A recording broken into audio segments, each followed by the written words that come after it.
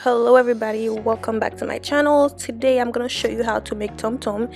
It's a staple in some regions in Haiti. Some people don't know what it is, but it's very similar to fufu, except we make it with breadfruit, not yam or plantain. So let's get started. So I am going to start by peeling my breadfruit. Going to peel it, wash it, and then peel it. So breadfruit is honestly considered a poor's main meal. It's very cheap back home, super cheap, and it's something also people feed to the pigs a lot. No one really harvests breadfruit like that and goes to the grocery store and buy breadfruit because it's like so easy to find. Okay, so after you peeled your breadfruit, you go ahead and give it a rinse, and then we're gonna cut it into 4 pieces. Make sure to use a cutting board because let me tell you, I struggle cutting it. And make sure you use a really good knife also. So you cut it in 4 pieces. You see the inside, how beautiful it is. Oh my goodness.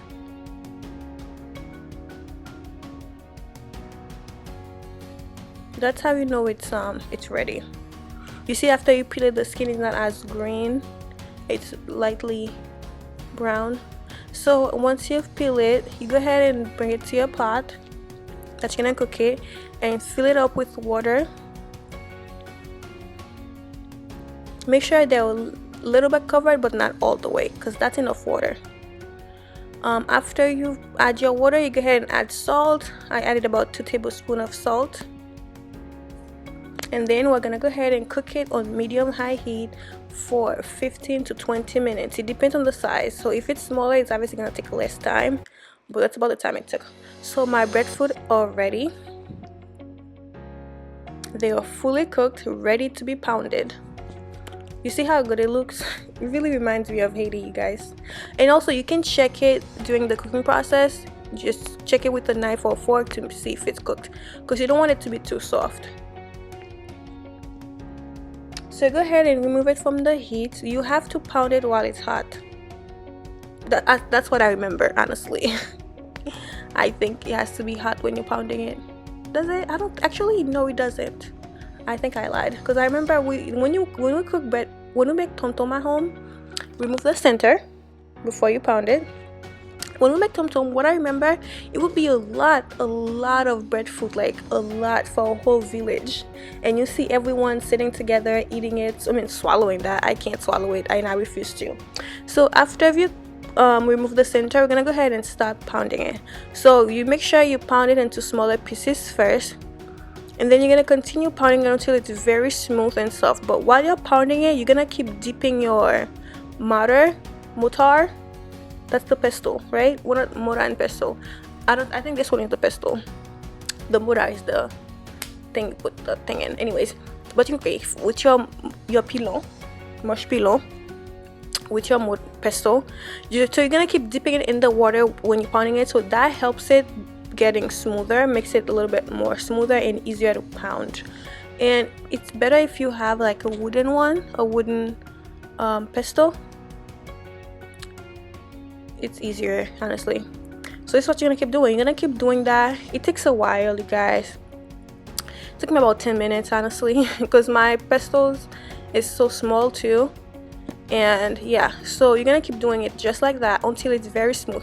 It may have some little, little pieces in there, and it's totally fine. It's small. Do your best. Just keep dipping the pesto in the water, and that's the water that the breadfruit was cooked in. You have to use that water. And then this is it, guys. It's done. And when you're removing it from the pot, you have to wet your hand in that water to get it, because it's kind of sticky, so you have to do all that too.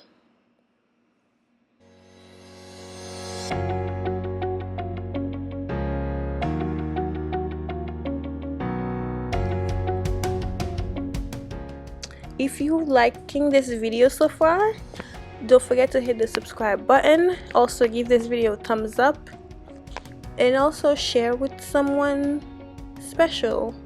Someone who's never had tomtom in their life and who would like to make tomtom, who would like to try it or learn how to make it. Share this video with them.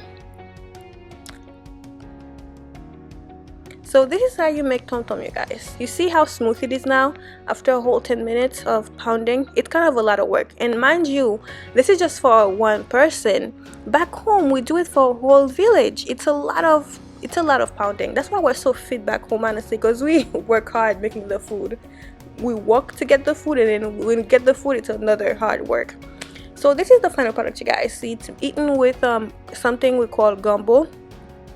You can make it with crab. It's stewed beef with crab and lots of okra, because that helps you swallow it, because you know the okra is slimy, so that helps with the swallowing. So this is it, you guys, but I'm gonna chew mine. I will forever chew mine. I will never swallow it. And as always, thank you for watching.